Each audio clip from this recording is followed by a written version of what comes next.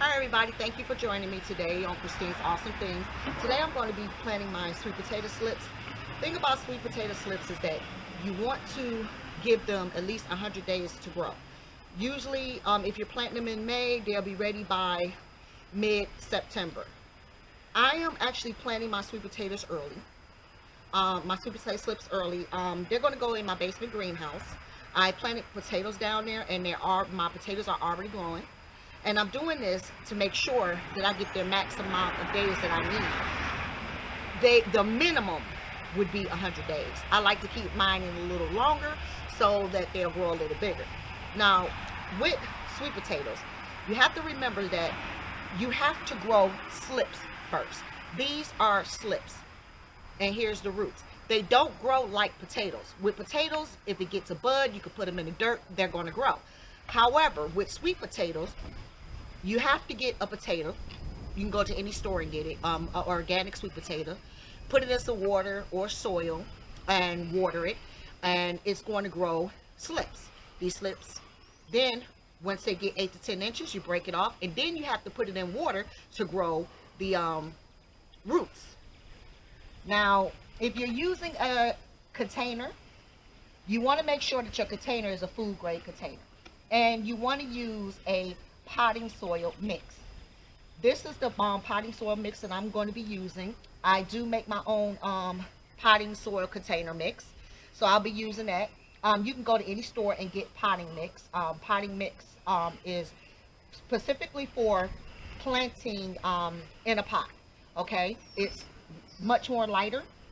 It won't get as compact in the containers. If you just put regular dirt in a container, it's going to be compacted. Your plants are going to have problems. Another thing is that after you are done planting your slips, you want to make sure you fertilize. Okay, 5-5-5 fertilizer works great. You want to fertilize them twice a year. Well, when you first plant them, and then in midsummer you want to fertilize it again. These potatoes don't need a lot of water, so I'm going to go ahead and put this soil in the container, and I'll show you what I'm doing, because I'm going to make a hill with these so that the vines will come over. Sweet potatoes vine. They vine big time, okay? So when you do this, you want to either have it on a trellis or perhaps put a tomato cage in your pot so that your vines can grow up on the cage. Otherwise, they're going to be laying everywhere on the ground. Trust me, when they get on the ground, they grow a lot. All right, so I'm going to go ahead and get started. All right, so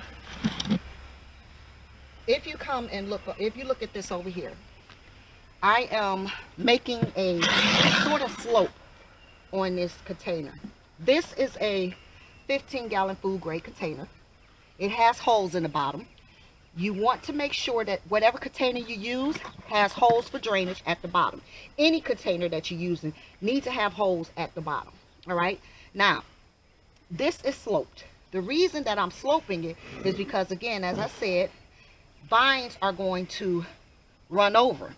So I want to make sure that when I plant these, I want to train my vines to come over this way. That way they can go up my pole that I'm putting outside. And once these are here like this, the way I want it, then I'm going to add the rest of the soil here.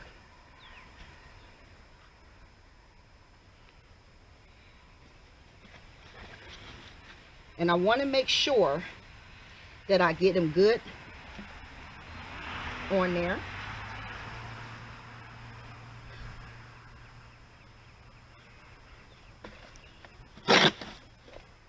And I'm only planting 2 in here because I want my sweet potatoes to be a little big. So with this, the roots are going to go down. The potatoes are going to grow down. Some people call them sweet potatoes. Some people call them yams, whatever you want to call it. The roots are going to go down.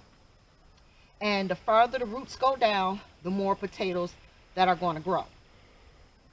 From the vines, these sweet potatoes will grow little nodes, and from the nodes, new sweet potatoes will grow. The vines are going to grow over the container, and once I place them where they're going to set, I'm going to train the vines to go up the pole, and when I train them to go up the pole, they'll start wrapping around it versus all over the place. All right. Now that this is all planted, I'm going to add my fertilizer, my 555. You can add granules or you can add water soluble fertilizer. If you're doing granules, you want to halfway fill your container with dirt, soil. Use your granules, put some granules in there, and then fill it up some more with your soil, and then add granules on the top before you water. If you're using water soluble fertilizer, you can fill it up first and then water it with your water soluble fertilizer, and then you want to do it again in midsummer. And sweet potatoes need balanced fertilizer: nitrogen, potassium, phosphorus. All right, so I'm going to go ahead and get this transferred down to my greenhouse basement because I'm in Michigan zone 6A right now. It is not time, even though it is warm outside, we always get this trick weather.